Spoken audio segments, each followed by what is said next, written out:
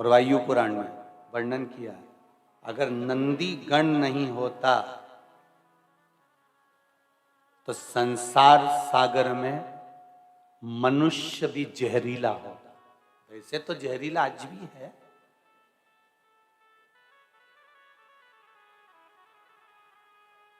बस सांप जहरीला दिखता है तो बच लेते हो। मनुष्य भी सर्प जैसा जहरीला है, पर पहचान में नहीं आता कि कब डसेगा।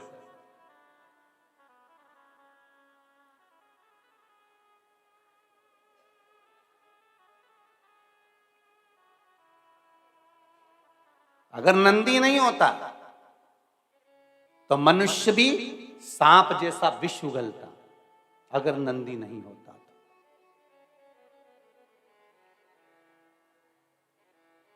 तो। स्कंद पुराण कह रही है, शिव पुराण कह रही है, वायु पुराण कह रही है, भविष्य पुराण कह रही है, लिंग पुराण, नर्मदा पुराण, इन पुराणों को उठाकर देखिए, इसमें कितना सुंदर संवाद मिलता है कि जब देवता और राक्षसों ने मिलकर मंथन करा और उस मंथन में सबसे पहले विष निकला, और जब गौ माता के बाद जब विष निकला, उस विष को भगवान देव अधिदेव महादेव के पास भेज दिया गया,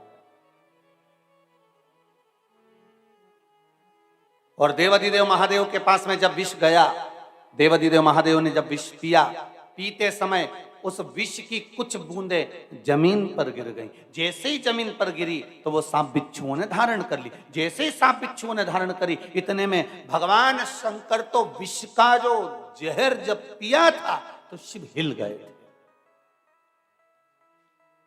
शिव हिल गए। नंदी सामने बैठा था, शिव का गण। नंदी ने देख लिया कि मेरे देवाधिदेव महादेव क्या कर रहे हैं, विष पीते पीते जमीन पर गिरा रहे हैं, भूमि पर गिरा रहे हैं, और भूमि पर विष गिर रहा है, और ये सांप बिच्छू ना जाने कौन कौन कौन कौन इसको ले जा रहे हैं, और ये जहरीले होते जा रहे हैं। और अगर इतने सारे सब जहरीले इकट्ठे हो जाएंगे तो फिर ये संसार रहेगा कहां।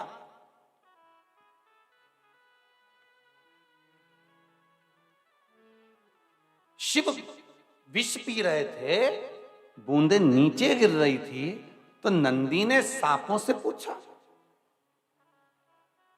देखिए गण किसको कहते हैं, जरा बहुत ध्यान देना। केवल एक का हित नहीं, संपूर्ण संसार का हित भगवान शंकर के गणों ने करा। अगर भगवान शंकर के गण नहीं होते तो शायद हम रहने का तरीका भूल गए होते।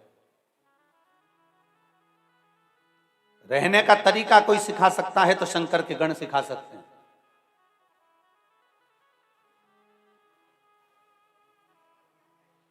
भगवान शिव के गण सिखा।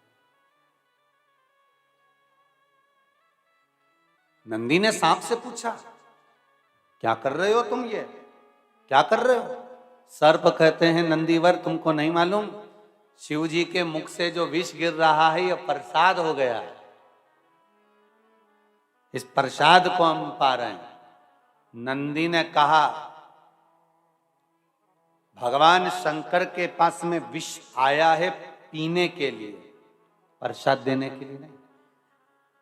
कोई कोई प्रसाद ऐसा होता है जिसको स्वयं को लेना पड़ता है, दूसरे को नहीं दिया जाता, जैसे पशुपति व्रत का प्रसाद।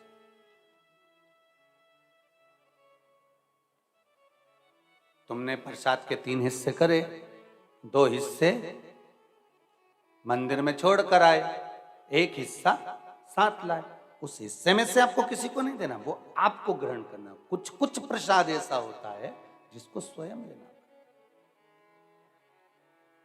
जैसे ब्राह्मण जब पूजन कराते हैं घर के अंदर, वास्तु पूजन हो, देवी का पूजन हो, सप्तशती का पूजन हो, रुद्राक्ष का कोई अनुष्ठान हो, महामृत्युंजय अनुष्ठान हो, या कोई भी आप पूजन करने बैठते हो, तो ब्राह्मण जो जोड़ा बैठता है ना, उसके जोड़े की गोद में एक प्रसाद देते हैं। बोलो देते कि नहीं देते।